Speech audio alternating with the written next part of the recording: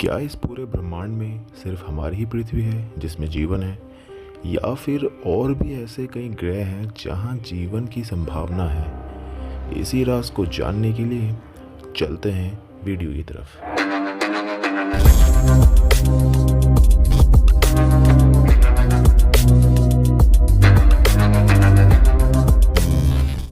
दूसरे ग्रहों पर जीवन की तलाश विज्ञान के लिए बेहद चुनौती भरा काम रहा है, और हो सकता है कि यही काम दूसरे ग्रहों के वैज्ञानिक भी करते हो। यह ब्रह्मांड कितना बड़ा है इसकी कल्पना करना मुश्किल है।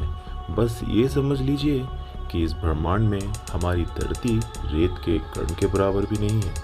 इस धरती से कहीं गुना बड़े करोड़ों ग्रह हमारे ब्रह्मांड में मौजूद हैं। वैज्ञानिकों को वर्षों के शोध से पता चला कि 10,000 ईसा पूर्व एलियंस धरती पर उतरे थे। उन्होंने सरदारों को सबसे पहले कबीलों का ज्ञान दिया, फिर उनके बाद से राजाओं को अपना संदेशवाहक बनाया। इसी तरह से वह इजिप्ट, मेसोपोटामिया ऐसे कई सभ्यताओं को उन्होंने इसी तरह से विकास किया है और उन्हीं में उनका योगदान रहा है। उन्होंने ही चीन, भारत, मिस्र इतने ही लोगों पे ऐसे अजूबे बनाए जिन्हें बनाना मनुष्य की बस की बात नहीं लगती। वैज्ञानिकों ने कई सालों के रिसर्च के बाद ये पता लगाया कि ओरायन एक ऐसा नक्षत्र है जिसका हमारी धरती से कोई गहरा संबंध जरूर है।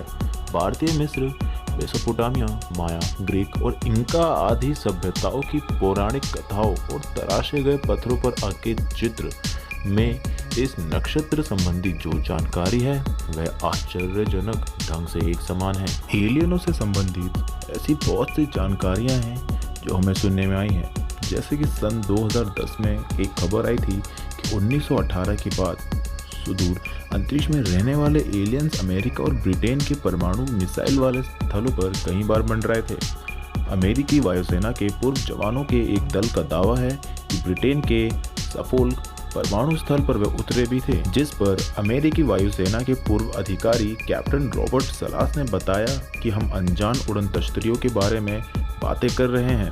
हम उन्हें अक्सर यूएफओ के नाम से भी जानते हैं।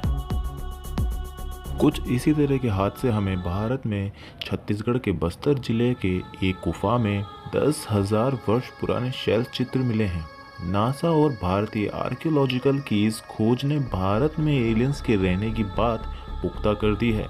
यहाँ मिले शैल चित्रों में स्पष्ट रूप से एक उड़न तश्तरी बनी हुई है।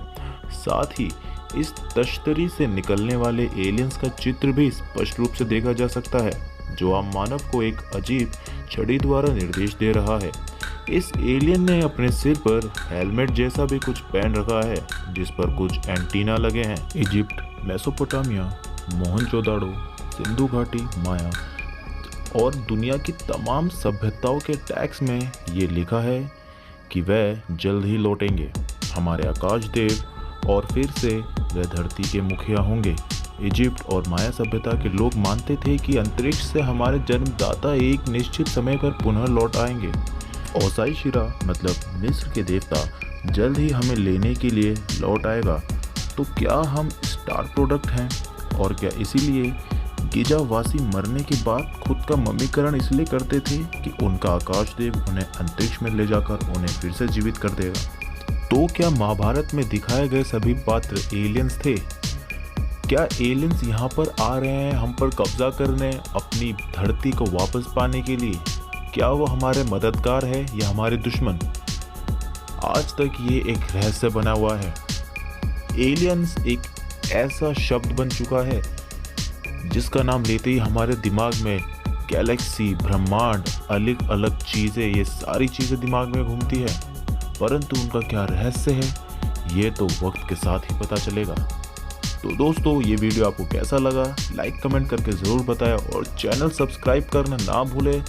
कबीर फैक्ट्स ऐसे ही और भी फैक्ट्स लेकर आता है आप लोगों के लिए। ऐसे और भी खुलासे हैं इस दुनिया में जो आप तक पहुंचाने हैं, तो आप बने रहिए चैनल के साथ। धन्यवाद।